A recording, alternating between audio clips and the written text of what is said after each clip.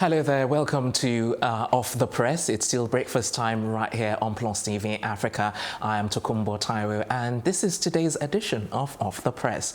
Joining us to discuss the major headlines on the national dailies is the social commentator Ekene Ezeji. You got that right. Yes, because I was like wondering how do you say your name, but that was good. Thank you very much. But before we delve deep, let me just take us through the newspapers and then the headlines, and then we'll delve deep into some of those headlines. So today we've got This Day, we've got The Punch, we have The Nation newspapers as well, we've got Vanguard, and we've got Complete Sports. We'll bring in our in-house analysts to discuss that at a later stage. Well, let's start with This Day. Now, what are the major headlines on This Day? We've got like I usually like to do, I like to work my way, from the top all the way down to the bottom. So let's start at the very top. We've got operators decry lessors blacklisting of Nigerian airlines. That's the first story at the top of This Day newspapers. And that story starts from that front page, but continues on page 8. And underneath that, also at the top, we've got federal government moves to constitute the Securities and Exchange Commission Board. That story is on page 9. Now, let's look at the main stories at the bottom. We've got to the right-hand side of the picture in the middle there, again, bandits. Okay, let me quickly, since we've got on the screen there, the main headline, Presidency, APC mount pressure on Ali Ndume to stand down. And underneath that, we've got, again, Lawan meets with PDP senators elect. Northwest moves to take Deputy Senate President. Gaya Aliero join race. Kuka cautions against imbalance in National Assembly leadership. And the full story is detailed on page 8. Okay, so we've got also at the top of that page, we've got just next to the picture on the right there, we can see on the bottom right-hand corner of the screen, we've got, again, bandits kill 25 in Sokoto. And that story starts on that page and continues on page 9. Okay. Let's start with the main headline. Presidency, APC mount pressure on Ali Ndume to stand down. Ekene, what's your initial reaction to this? I'm not happy that the presidency is getting so involved in recommending who runs for whether the House of Senate or the House of Representatives. I feel that there's still this, I don't want to call it a stench, of trying to be too controlling. So we get this impression that he wants to reward people who are favorable to him or who are loyal to him. And we don't really want to set up a loyalty system. It's meant to be democratic. If you over-control it, it loses its democratic essence. So I really support people like Ndume who says, look, may the best man win. As much as you may endorse people, if the presidency steps in, it takes it to another level. It now influences people in a way they ought not to be influenced, because that he tends to have a stronger voice than most. Ekene, I like to look at it, if we look at all of the angles, and can we just based on from some of the things that you said, look at it from his own point of view. These are the people that he supports, these are the people that he has beliefs in. Can you not see that, as opposed to the democratic aspects that you're talking about? Well, we're still seeing, because a lot of times when you look at the reasons why they've chosen who they've chosen, it really amounts to who can I get to do my bidding. You don't tend to see that the person stands out in terms of what they bring to the table. Very rarely do you get people whom maybe they have such an outstanding resume that you say, oh, hands down, this guy will do the job. The impression you get most times is this person will toe my line, this person will, follow my agenda. You get statements such as, oh, I can work with this person, I can't work with this person. We're not really in it for what suits you. The democracy is not meant to be tailor-made for the presidency, it's meant to be for the people. So we're really looking for who is that person that will do the people's bidding. The president has to work with them. He's a public servant. Okay, all right, thank you very much for that. We'll move on to the next headline now. Again, bandits kill 25 in Sokoto.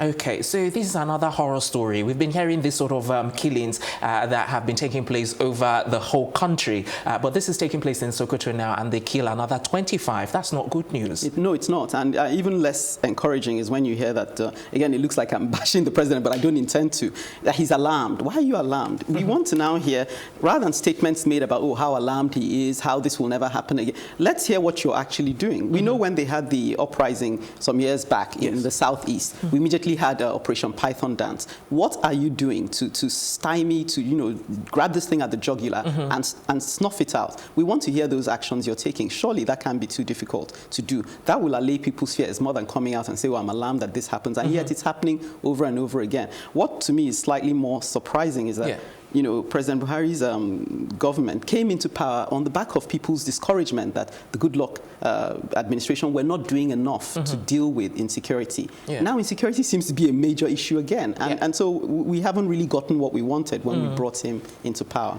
All right then, Ekene, I wish we could go into it in more detail, but time won't allow us, so let's quickly move on to our next newspaper. We've got the Punch newspaper next, and there are a number of stories. We'll start at the top once again and work our way down. And we've got at the very top of the newspaper, refineries lose 231 billion naira under Buhari amid delayed repairs. That story is on page 7 and page 27 rather. And underneath that, we've got Buhari on the left-hand side. At the top there, we've got Buhari accepts ex-CJN Onnoghen's retirement. That story is on page 20. Next to that headline, we've got scores killed as bandits attack 5 Sokoto villages. We just recently talked about that. That's on page 2. And then the last story on that line, we've got in the top right-hand corner, Saraki donates a severance allowance to Leah Sharibu's family and others, page 16. Okay, now let's look at the main headline for the Punch newspaper. We've got at the bottom of your screen there, battle for Senate presidency hots up as Lawan Ndume meet PDP senators elect. Underneath that, we've got a sub-headline, speakership, we're ready to negotiate, says Bajabia Miller Group. That name is forever a tongue twister in my mouth, so allow me to say it just once and once only. That we know story, what you're talking about. Yes, that story is on page 2. There are a number of stories at the bottom of the Punch newspaper. We've got just at the very last, at the very bottom, we've got Ajimobi on the left-hand side. Ajimobi commissioners, others went away with many government vehicles, or your government says. That story is on page 16. And in the middle, at the bottom as well, man chops off 11-year-old's boy's wrist in Lagos, pages 4 and 5. And on the bottom right-hand corner, we've got Raw drops Iheanacho Ajayi, names 20 debutants for AFCON. That's sports, I think, and that's on page 45. Okay, so because of time, let's quickly delve right into it. Battle for Senate presidency hot up as Lawan Ndume meet PDP senators elect. Okay, and then I'll mention the guy you don't want to keep the tongue twister, Bajabia Miller. I happened to be watching because speakership. Last night, they did a sort of parade, if you like, a media parade. It was live while they endorsed or confirmed Bajabia Miller. You had the room full of people, you had the cameras in there, and they basically prayed and confirmed him. It was almost like a coronation of sorts. It was amusing. But I tell you what I took away from that, though. Yes, he's popular. Yes, he seems to be. And my problem with that is that he may feel he has to repay all these his sponsors and may not be as independent as we'd like him to be. However, what I get from that is when he did get to speak, he did mention something that caught my attention, and that was e-voting. If he can deliver on e-voting, because he says that one of the few things he said that also stuck with me was, we don't have an electronic parliament. We don't have a parliament that is visible online that people can access. We don't have the people's voice being somehow made, being able to interface with the government. And so those things struck me. And I said, well, if we can hold him to the electronic voting alone, it doesn't matter whose tune he dances to, that will deliver enough for us. So by 2023, we're in pole position to hopefully get the people we want in power. All right, thank you very much. Because of time, let's quickly move on to our next newspaper now. We've got The Nation next. And there's a number of stories as well, so I don't think because of time I'll be able to take all of them. So I'll just take the main stories. We'll start at the top left-hand corner. We've got Ganduje to stay action on probe of Emir Sanusi. That story is on page 7. And then we'll quickly go right to the main headline, which is Buhari, governors join forces for Lawan Bajabia Miller. I said that right, didn't I? I thought I was going to make an Well error done. once again. All right, so let's look at the bottom of the Nation newspaper now before we delve into one of the stories. We've got on the bottom left-hand corner, we've got federal government sues NNPC, ADGIP, Shell, and NPDC.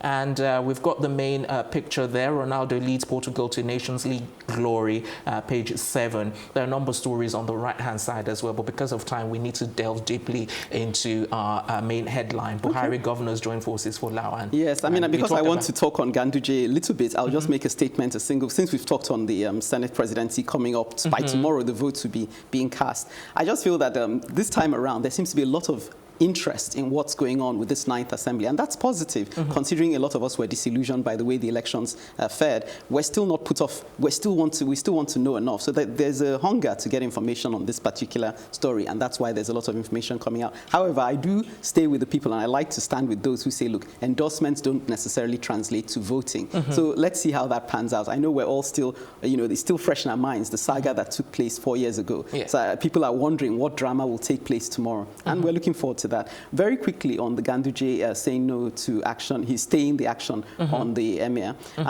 It's positive. We'd like to think that hopefully they will bury the hatchet. We saw where Dangote and one other mediator got them to actually meet and shake hands, but it didn't mean that the issue that he raised, they didn't actually touch that. So the fact that they shook hands was to say we won't take each other to battle. But the case is still in court. The emir has sent his defense. So really, we don't know how that will play out. We hope, hopefully, that will be done following legal procedures. What's your own personal view regarding, the whole drama itself and how it affects Sanusi? What's your take about that? Well, from the defense, the letter of defense he sent, it doesn't really look like the allegations against him have any substance. So I feel it's a lot of politicking, trying to shake his boat.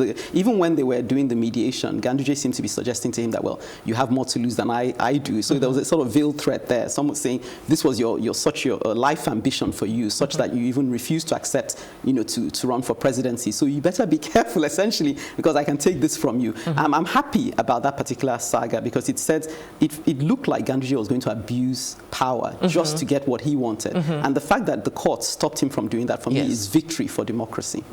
All right, well said. All right, let's move on to our next newspaper. We've got Vanguard next, and Vanguard newspaper, there's a number of stories. We'll start at the top. We've got banks seek new legal power to tackle bad debts. That story is detailed inside. And next to that, we've got the 9th National Assembly, Lawan and others in last-minute horse trading. That story has been making the rounds on most of the newspapers. It's on page 5.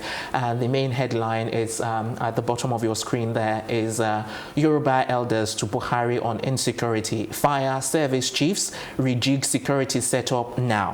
There are a number of sub-headlines there as well, as Afenifere Dawn Commission Tango over siege to Southwest. They're tired, out of ideas on Boko Haram and kidnappings, YCE scribe says. Yoruba land under siege by herdsmen and militia, and that's Afenifere speaking. The full story detailed on page 10. At the bottom of the Vanguard newspaper now, a number of stories as well. We've got how selfish, on the left-hand corner, we've got how selfish leaders killed Yoruba aspirations, Nigeria's economy, and that's Akonde speaking. The story is on page 11. Next to that, we've got Dasuki, ex-AGF, Malami faces disciplinary panel over alleged professional misconduct on page 8. And Atiku versus Buhari. Tribunal resumes hearing today as panel gets new head, and that story is on page 9. Okay, so Ekene, let's talk about this, the fire service chiefs that the Yoruba elders are talking to Buhari about.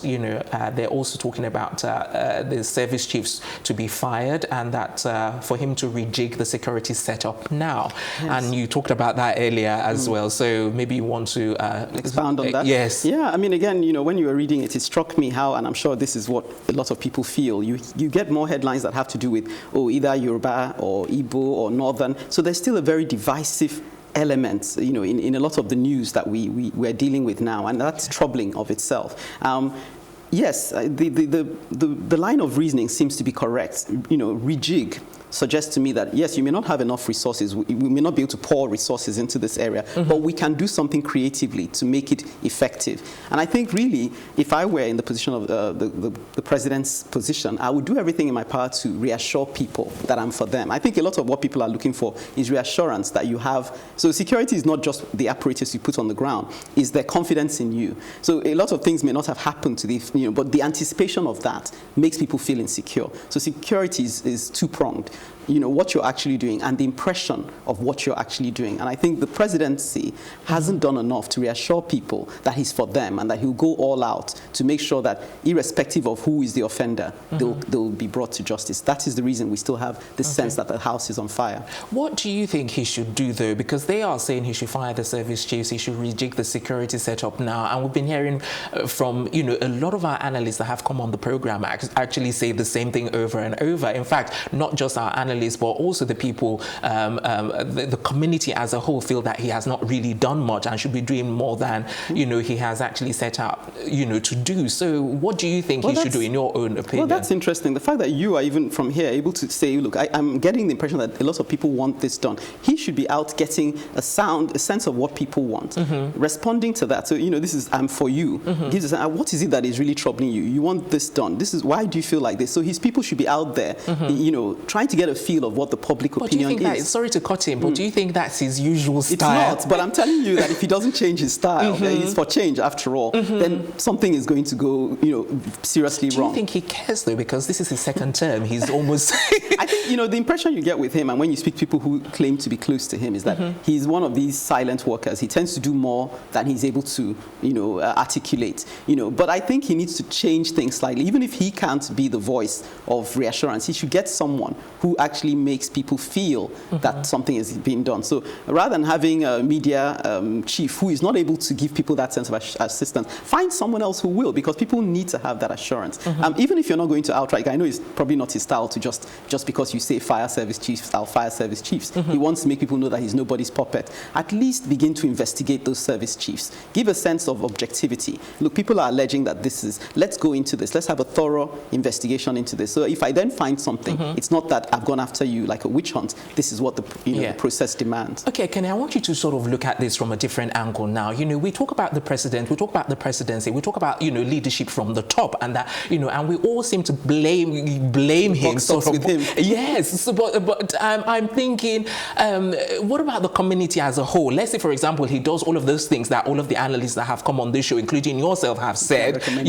Do you think all of these killings will still go away? Because I'm thinking there's still some kind of, I don't know, I think the people are still not satisfied, even if we do all of these things, I have a feeling that it may still carry on. So you feel it's a side effect of the unrest in society? Yes. Okay, so let's look at it from the societal aspect as opposed to, from the leadership. Just always blaming. No, but again, we're looking at body language. We all remember when the first time he came into power, the fact that people imagined and they remembered Buhari of war against indiscipline, there was a sense in which people were already on their toes. Yes. Yeah, so at this time, sorry to cut in again, at this time there's none of that. People that has been abused, disabused, if you like. But that means that people respond to body language. They respond to the aura you give off rather than even what you do. So he has to find a way to communicate to people that he's going to, all this going around saying we won't, is not enough. His wife going around saying this is awful, is not enough. He needs to actually take some decisive actions. There are things he can do which he hasn't done.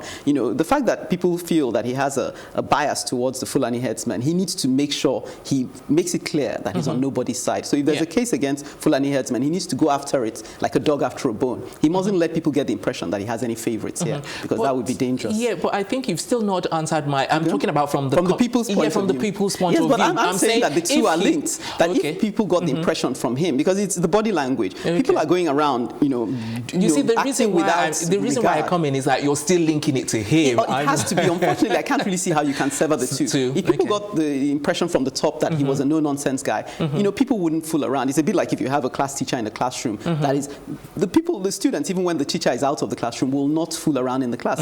Usually you have people messing around when the body language from the top is not strict enough. So you think he should be more militant in his manner and approach? I think this is why we actually brought him in. He should do what we brought him in for. Well, Ekene, do you think I hear you, hankering for democracy? At the end of the day, you still mention, militancy militancy. No. It's not strictly militancy. It's knowing when to be firm and knowing that, this matter of security calls for firmness. Firmness. Yes. All right. That's a wonderful way, for us to wrap up. Unfortunately, because of time, we're not going to be able to take sports. We're going to wrap up right here, right now on this edition of The Press. We're back tomorrow for another edition of the program, and we'll be bringing you all of the latest headlines from all of the national dailies. Until then, I remain Tokunbo Taiwo saying good morning.